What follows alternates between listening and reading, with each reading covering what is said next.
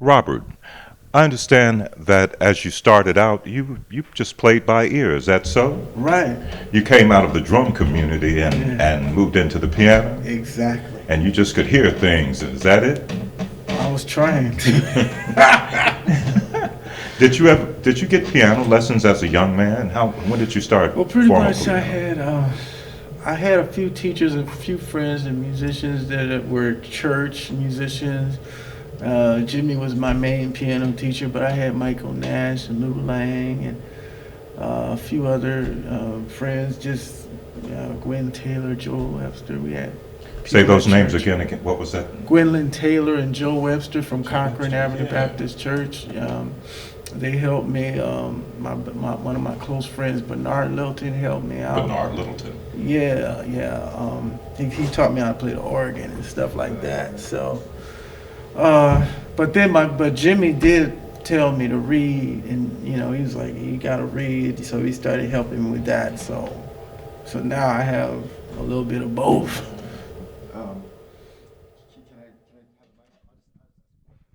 Um, well, Robert, can you, talking about growing up playing in church and stuff, can you take us into the church right now? Just take us, put us in that environment so we can feel like we're there.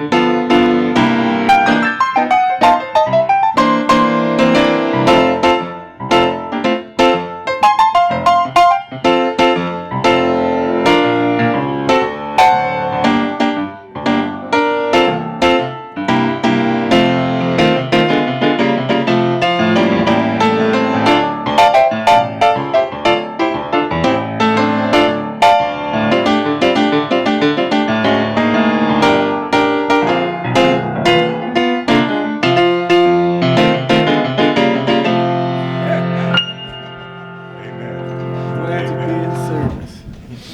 That's one of the songs I learned at Cochran Baptist Church. Cochran Baptist Church. Lord have mercy. That's wonderful, Robert. That's beautiful, man. Matt, lead us with the sermon. Amen. I have to get at it. Amen. I feel the spirit from your playing. When the hair on your arm stand up and you're in church, you might have to stand up and jump and walk down the aisle and say a few words to the Lord. When you hear when the music is right. Music is such a big part of Christian spirituality, and I'm sure Robert knows it. Would you like to say anything with regard to the music in the Christian church and how important it is? Music is in the Bible. We're supposed to sing sing spiritual songs and hymns. I think that's in the Bible. I don't remember where it's at, but it's in there. So spiritual songs and hymns, uplifting God. So that's music ministry, and that's what we do. One of the most unusual names in the Bible was a musician. He was one of the sons of Asaph. His name was Zeduthun. One of the sons of Asaph. He was raised from childhood to play music in the temple. Raised from childhood, one of the sons of Asaph. Zeduthun, one of the oddest names in the Bible. I honestly, I never. It's my first time. You better show me. I thought she was gonna say David. No, it's almost unpronounceable. Zeduthun. That's serious. Asaph was in charge of the music in the temple of meeting after the Exodus, when they were in the wilderness. They would, as they were traveling through, they would pitch a tent called the tent of meeting, and they would put out the braziers and make animal sacrifices, and play music. You True. It's definitely from the Bible, right out the Bible. definitely got me. I sure never. That's my new thing. I learned.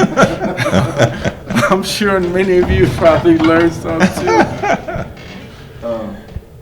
The piano is a percussion instrument, and having started on the drums yourself, how do you correlate the percussive aspect? Because you are a very percussive pianist, and those drums didn't hurt you a bit.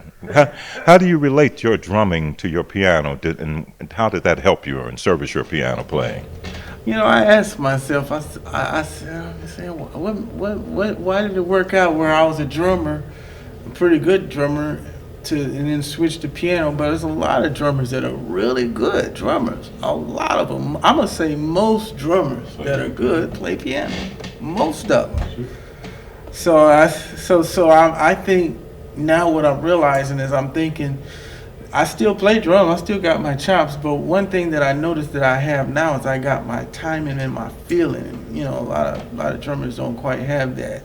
I got my tempo and my beat, and that helps my playing. So when I play, you know, I'm conscious. You know, it's like subconscious or whatever. It's like, you know, my tempo is pretty. Yeah, it surely is. It's dead on. I think that's probably why it was meant for me to play drums, possibly.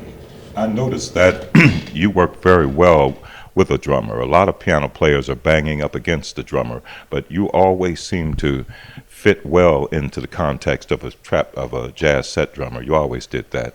You always find the right holes to drop those chords, beautiful chords you play in. That's wonderful. I've thought about that in you too. And I didn't know you played drums, though. I didn't know that. Playing with Quran and all that. Oh, yeah, man. you know what's up. Yeah. These are the icons of Leimert Park, the world stage. He's talking about Karan Harrison, a protege of the great Billy Higgins, whose photograph is on the wall above Robert's head.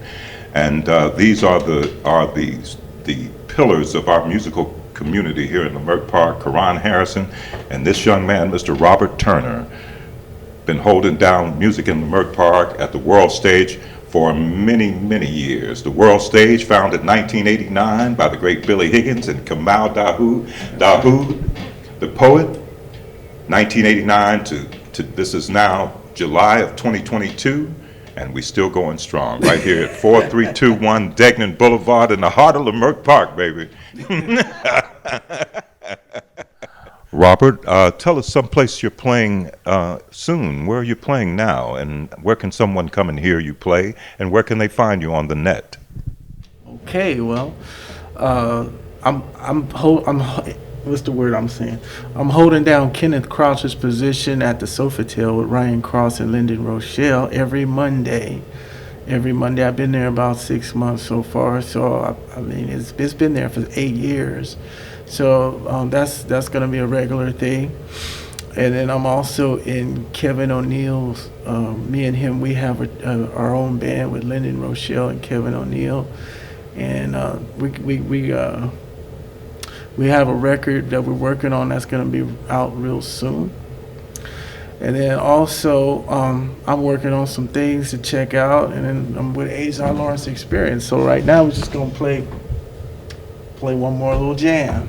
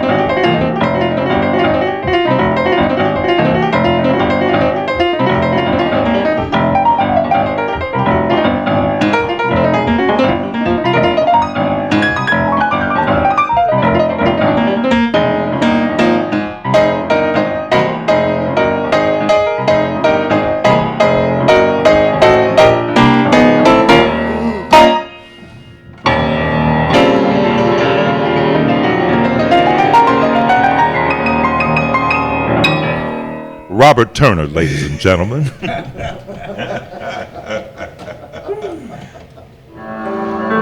Where do they go? I don't know. Don't know.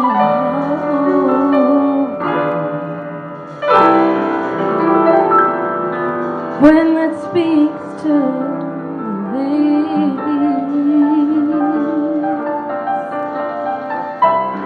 telling stories of love that no one be